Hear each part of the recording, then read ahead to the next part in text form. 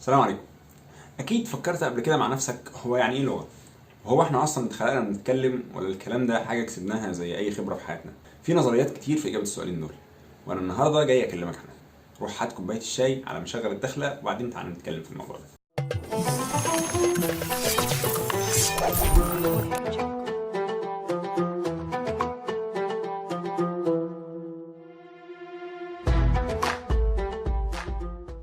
في الحلقه دي هنتكلم حوالين السؤالين دول. تعالوا كده ناخدهم واحد واحد. اول سؤال، لو واحد سالك يعني ايه لغه، هتجاوبه ازاي؟ بص، اول حاجه كده خالص اساله فاضي احكي لك. لو قال لك خليه هو كمان يجيب كوبايه الشاي وقعده واحكي له اللي انا هحكيه لك ده. مصطلح اللغه يا سيدي له تعريفات كتير. هنبدا بتعريف ابن حزم عشان تعريف قصير وبسيط وخفيف. ابن حزم بيقول: اللغه هي الفاظ يعبر بها عن المسميات وعن المعاني المراد افهامها، ولكل امه لغتهم. بس كده؟ الراجل كان مستعجل، قال الكلمتين دول وقفل وروح. طب يعني ايه؟ يعني بيقول اللغة عبارة عن ألفاظ بنعبر بيها عن المسميات والمعاني المطلوب توضيحها. يعني يشاور على حاجة ويقول شجرة، وحاجة تانية يقول إنسان، وحاجة تانية يقول كلب، وبيطلق عليهم الأسماء دي لتمييزهم عن بعضهم. وكل أمة ليها طريقتها المختلفة في التعبير عن الأمم التانية. جه ابن جني بقى وقال لأ، في تعريف أحسن من كده شوية.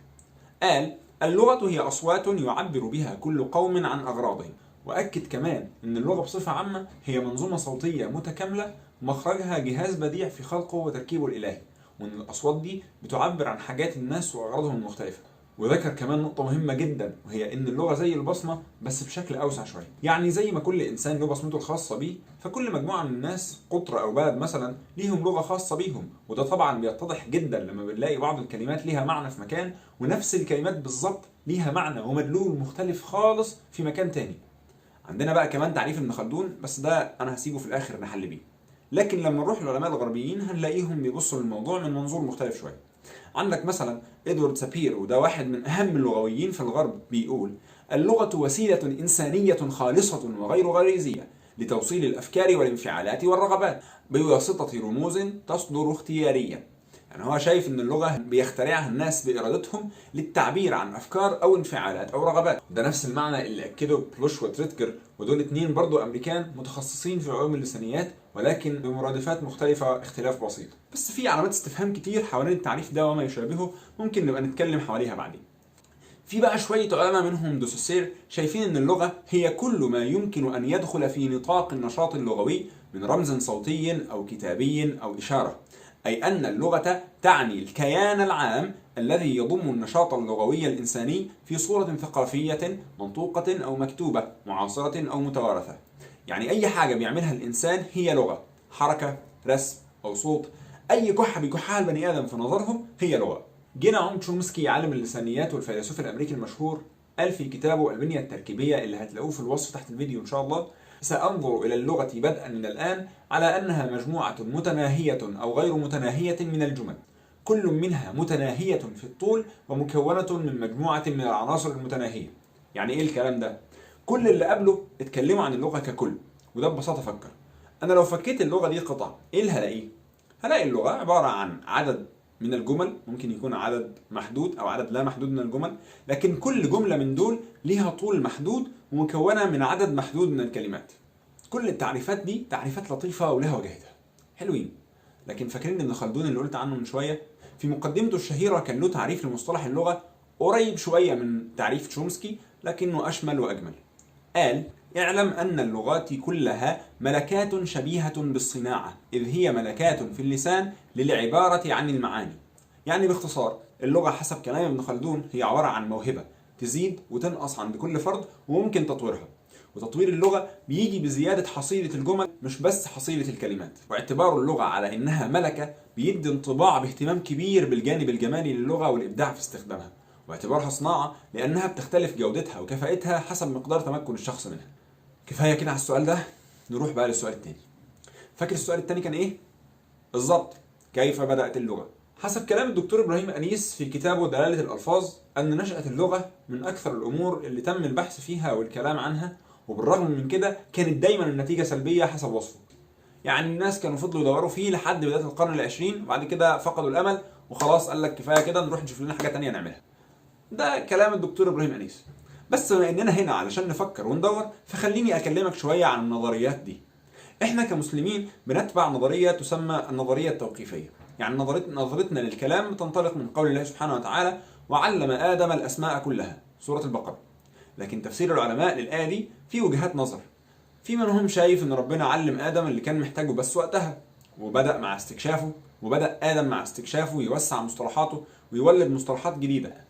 وفي بيقول لا، ده ربنا سبحانه وتعالى علم ادم كل الاسماء بكل اللغات، وادم علمها لاولاده، وتفرقوا في الارض بعد كده كل واحد بلغه، وبقى نسل الابن ده بيتكلموا بلغه ابوهم، ومع تفرقهم في الارض بدات تتولد اللهجات.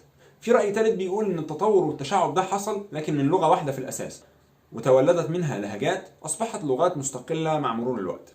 تشومسكي بقى بيتكلم عن نشأة اللغات، لكنه بيتكلم عن نشأة اللغات عند الطفل، ازاي الطفل بيستطيع الكلام او ازاي الطفل بيتعلم الكلام. قال: إن كل إنسان يعرف المبادئ العامة للغة منذ أن يأتي إلى الحياة، وهذه المبادئ ليست حكرا على لغة دون غيرها، فهي موجودة في كل اللغات، وهي مبادئ تجتمع لتكون قواعد شاملة. بس تشومسكي ما وقفش هنا كمان، ده كمل نظريته وقال فيها أن الأطفال بيتعلموا بطريقة سماها التقليد الأعمى، يعني الطفل بيسمع الحاجة فيحاول يعمل زيها، وده بيحصل في العموم مش بس في اللغة. لكن في اللغة تشومسكي بيقول إن الطفل بيتولد بقدرات لغوية بسيطة وعنده مبادئ عامة بيطورها عن طريق حاسة السمع. طيب دي أول نظرية في الموضوع. النظرية التانية بقى بتقول إيه؟ إيه ده أنت زهقت؟ لا؟ طب الحمد لله، خلاص عموما قربنا نخلص أهو، خد لك بق شاي فل.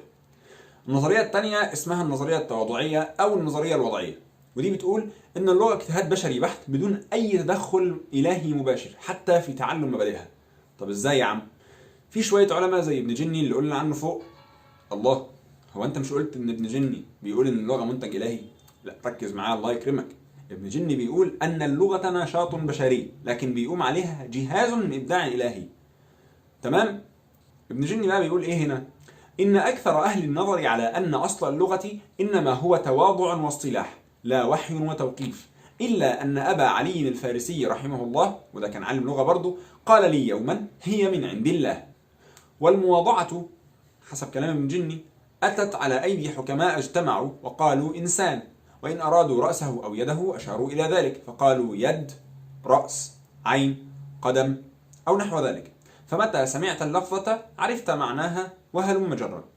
يعني مجموعة علماء اجتمعوا وحطوا المصطلحات دي وثبتوها وخلاص بقت الحاجات دي بتتقال بالطريقة دي. وهذا عندي، بيقول ابن جني، وهذا عندي وجه صالح ومذهب متقبل. وده بالمناسبة نفس موقف جان جاك روسو، وبرضه ده عالم لغويات كبير. طيب يا أستاذ ابن جني أنت وأستاذ جاك، هما الحكماء دول عرفوا إزاي يتجمعوا على لغة واحدة يتفقوا بيها على المصطلحات دي؟ في بقى شوية علماء جم وقالوا لا، اللغة أصلها أساسا أصوات الطبيعة زي صهيل الحصان وخرير المياه ودوي الرياح وهزيم الرعد، والإنسان عرف يستخلص منها اللغات لوحده سبحان الله. بس في 2 علماء اسمهم ماكس ورينان مولر اعترضوا وقالوا لا ما ينفعش، هو ازاي أصلا الإنسان هيقلد مخلوقات أدنى منه؟ طيب يعني بعد كل الكلام ده الجدال ده خلص على إيه؟ الحقيقة الجدال لسه ما خلصش، ورغم ان في علماء كتير توقفوا عن انشاء نظريات في موضوع نشأة الكلام ده، لكن في نظريات كتير برضه لسه بتطلع. ولو حابب تطلع على الكلام اللي انا قلته وكلام اكتر كمان، هسيب لك المصادر تحت في وصف الفيديو تبص عليها وتقرا باستفاضه اكتر. وبعد ما تقرا تقول لي رايك في التعليقات وايه اللي انت مقتنع بيه من وجهات النظر اللي ذكرناها فيما يتعلق بالسؤالين اللي اتناقشنا فيهم دول. وقول لنا برضه لو في اي اقتراح او تعقيب، ودوس اشتراك ووزع الفيديو. ونشوفكم الحلقة الجاية إن شاء الله عشان نتكلم عن علم اللغات وليه وجد وإيه أهميته وفائدة الإلمام بيه. أشوفكم على خير. السلام عليكم.